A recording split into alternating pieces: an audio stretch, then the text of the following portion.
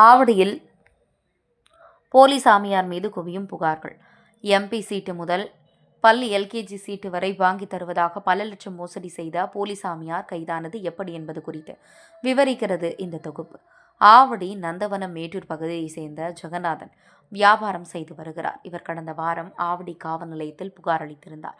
அதில் எனது கார் ஓட்டுநர் சரவணன் என்பவர் மூலம் திருவண்ணாமலை மாவட்டம் சீனிவாசன் என்கின்ற வாசு திருமுல்லைவாயல் வைஷ்ணவி நகரில் தனியாக வீடு வாடகைக்கு எடுத்து தங்கி வருகிறார்.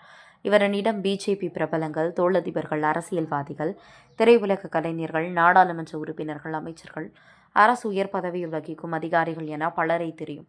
அதை வைத்து தமிழ்நாடு வீட்டு வசதி வாரிய குடியிருப்பு பகுதியில் வீடு வாங்கி தருவதாக கூறி 20க்கும் மேற்பட்டோரிடம் 20 லட்சம் பணத்தை பெற்றுக்கொண்டு ஏமாற்றி வருவதாக கூறி புகார் தெரிவித்தார்.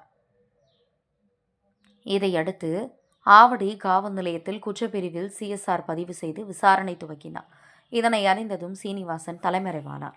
பின்னர் ஆவடி குற்றப்பிரிவு ஆய்வாளர் ஜெகன் தலைமையில் தனிப்படை அமைத்து உதவி ஆய்வாளர் சிவகுமார், தலைமை காவலர் செல்வவேல், ராஜா, கேசவன் மற்றும் காவலர்கள் தேடி வந்தனர். இந்நிலையில் நேற்று திருமுல்லைவாயல் நாகம்மை நகர் பகுதியில் உறவினர் இறுதி சடங்கு கலந்து கொள்ள வந்த சீனிவாசன் என்கிற வாசுவை கைது செய்து காவல் நிலையம் அழைத்து வந்து விசாரணை நடத்தினர். அதில் மேலும் இவர் மீது திருமுல்லைவாயல் காவல் நிலையத்தில் கடந்த ஏப்ரல் 9ஆம் தேதி அதே பகுதியைச் சேர்ந்த ராமானுஜம் என்பவர் புகார் அளித்திருந்தார். அதில் கல்லூரி பேராசிரியராக பணியாற்றி ஓய்வு பெற்ற நிலையில் நண்பர் சந்தானம் என்பவர் மூலம் கடந்த 2023ஆம் வருடம் நவம்பர் மாதம் அறிமுகமான சீனிவாசன் மற்றும் நிர்மலா ஆகியோர் பிஜேபி கட்சியில் செல்வாக்கு உள்ளதாக கூறி பிஜேபி மாநில பொறுப்பு வாங்கி தருவதாக கூறி 70 லட்சம் கேட்டதாகும். பிறகு என்னிடம் 3/11/2023ஆம் தேதி முதல் 5/1/2025ஆம் தேதி வரை 44 லட்சம் பெற்றுக்கொண்டு இதுநாள் வரை பிஜேபி மாநில பொறுப்பு பதவி வாங்கி கொடுக்காமல் பணத்தையும் திருப்பி கொடுக்காமல் ஏமாற்றியது தெரியவந்தது.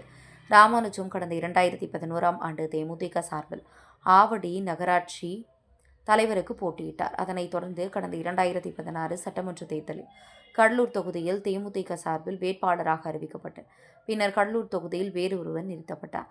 அதேபோல போலியாக சாமியார் வேடம் அணிந்து பாண்டிச்சேரி முதல்வர் ரங்கசாமி, பிஜேபி முன்னாள் மாநில தலைவர் தமிழிசை உள்ளிட்ட பல பிரபலங்களுடன் புகைப்படம் எடுத்து வைத்து மோசடியில் ஈடுபட்டது தெரியவந்தது.